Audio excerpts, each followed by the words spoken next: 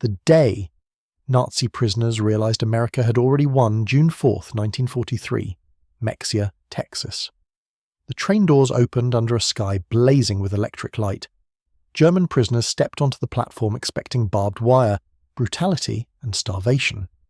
Instead, they found glowing street lamps, refrigerated food, polished rail cars, and ordinary Americans standing quietly to watch them arrive. For many of these men, veterans of the Afrika Korps, survivors of Tunisia, soldiers raised on years of Nazi propaganda, this was the moment their worldview began to collapse.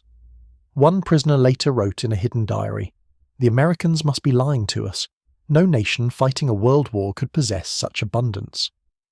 But America wasn't pretending. That was the terrifying part. The lights stretching across Texas were real, the overflowing warehouses were real, the endless freight trains, the factories running through the night, the civilian automobiles crowding parking lots, all real. And to German soldiers raised in a system built on scarcity, rationing, and propaganda, the scale of it felt almost supernatural. Because by 1943, the United States wasn't just fighting a war. It had become an industrial force unlike anything in human history. The collapse begins in North Africa. The psychological unravelling started after the surrender in Tunisia. In May 1943, nearly 250,000 German and Italian troops laid down their arms. Many were hardened veterans, men who had fought across France, Libya, and Egypt. They expected captivity to mean humiliation. Instead, the Americans processed them with shocking efficiency. Medical examinations, vaccinations, identification cards, German-speaking officers explaining Geneva Convention rights. And then came the food, fresh bread, coffee, meat, milk. One German officer later admitted, "We believed it was propaganda. We thought they were trying to impress us. We did not realize this was ordinary American military supply." That misunderstanding would define everything that followed, because the prisoners assumed every display of abundance was staged, until they realized it wasn't. The Atlantic crossing that changed everything. The prisoners crossed the Atlantic aboard Liberty ships. Cargo vessels produced so quickly that some were completed in under 5 days. To the Germans, this sounded impossible.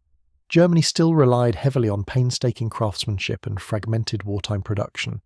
America was building ships the way other nations manufactured shoes, and the scale was incomprehensible.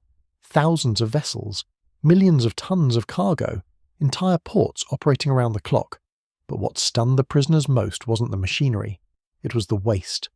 American sailors discarded food the Germans considered luxury items, bread thrown away, half-eaten steaks scraped into bins, milk poured out because it was no longer fresh enough. One prisoner wrote, "They wasted more food in a day than our company received in a week." For soldiers conditioned to believe America was weak, decadent, and collapsing, the implication was horrifying. A nation this wasteful clearly possessed resources beyond imagination. America looked like the future. When the ships reached Norfolk, Virginia, the illusion finally shattered. The prisoners saw cranes unloading entire ships simultaneously, endless rail lines, giant warehouses, civilian workers driving their own cars to work. Cars. In Germany, private automobiles were rare. Many Germans had never owned one. The promised people's car of Nazi propaganda had largely remained fantasy. But in America, dock workers had parking lots full of them. Then came the trains, not cattle wagons, not military freight cars, passenger coaches with padded seats, sleeping berths, dining cars, and air conditioning. One prisoner remembered an American guard apologizing because the cooling system in their carriage wasn't working properly. The German soldiers were stunned. In wartime Germany, even officers endured shortages and discomfort. Yet here were enemy prisoners receiving comforts unavailable to much of Europe, and then the trains began rolling west. The journey through America destroyed Nazi propaganda. The trip across America became a moving exhibition of industrial power. The prisoners stared out the windows in disbelief. Small towns glowing with electricity late into the night. Factories operating 24 hours a day. Highways crowded with civilian traffic. Gas stations, neon signs, supermarkets, machinery. Everywhere they looked, there was abundance. The deeper inland they travelled, the worse it became for Nazi ideology. They passed gigantic aluminum plants consuming more electricity than entire German cities. Synthetic rubber factories built in months. steel mills running non-stop. Then came the bomber factories. At Ford's Willow Run plant, B-24 bombers rolled off assembly lines at staggering speed, eventually one aircraft every hour. German prisoners could see them through the train windows, row after row after row of aircraft. One Luftwaffe pilot later admitted, "That was when I understood Germany could never win." Not because American soldiers were superior, because American production was. Germany fought with precision, discipline, and desperation. America fought with scale, and scale was winning. The most dangerous thing the prisoners saw, it wasn't the factories, it wasn't the military, it was ordinary American life. Farmers with tractors, teenagers driving pickup trucks, workers eating enormous lunches, homes with refrigerators, radios, electricity, and running water. Many prisoners came from villages where modern conveniences barely existed. Yet average American labourers lived better than much of Europe's middle class. One German prisoner working on a farm in Nebraska wrote, "The farmer's 16-year-old son owned machinery worth more than everything my father earned in his lifetime." Another prisoner watched Americans throw away imperfect fruit because there was too much food to sell. To men from rationed Europe, it felt insane. But that insanity carried a terrifying implication. America's resources were effectively bottomless. Then came the real shock. The Americans treated them well. This was the part Nazi propaganda had never prepared them for. The prisoners expected hatred. Instead, they encountered confidence. American guards were strict, but often respectful. Churches sent Christmas packages to prisoners. Local families donated books, clothing, and food. At Christmas 1943, German POWs received turkey dinners, candy, cigarettes, and gifts. Some were invited to holiday events. One prisoner wrote, "They knew we were enemies, yet they treated us with dignity." That distinction mattered. The Germans had been taught democracies were weak because they were soft. But America's kindness didn't come from weakness. It came from certainty. A nation absolutely convinced of victory could afford generosity. By 1945, many prisoners had completely changed. When footage from concentration camps reached the POW camps, the psychological collapse became complete. Many prisoners initially denied it. Then the evidence became overwhelming. Letters from home, photographs, newsreels, witness testimony. Some prisoners later described this as the moment they realized they had not merely lost a war, they had served something evil. And by then, many had already spent months or years witnessing a completely different kind of society in America.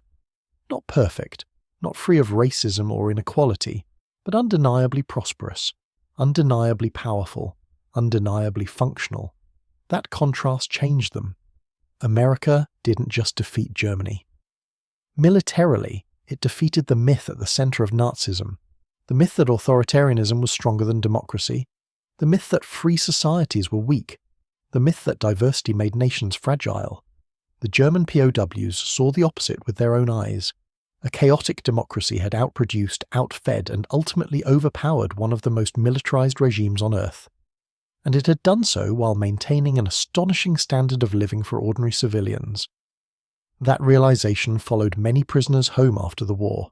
Some later became businessmen, educators, diplomats, and political leaders in West Germany. Others immigrated back to America permanently. Many remained in contact with American families for decades.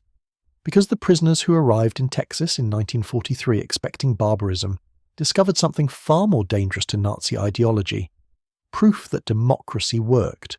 America didn't just defeat Germany militarily.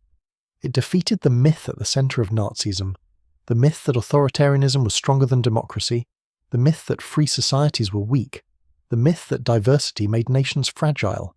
The German POWs saw the opposite with their own eyes. A chaotic democracy had outproduced, outfed, and ultimately overpowered one of the most militarized regimes on Earth, and it had done so while maintaining an astonishing standard of living for ordinary civilians. That realization followed many prisoners home after the war. Some later became businessmen, educators, diplomats, and political leaders in West Germany. Others immigrated back to America permanently. Many remained in contact with American families for decades.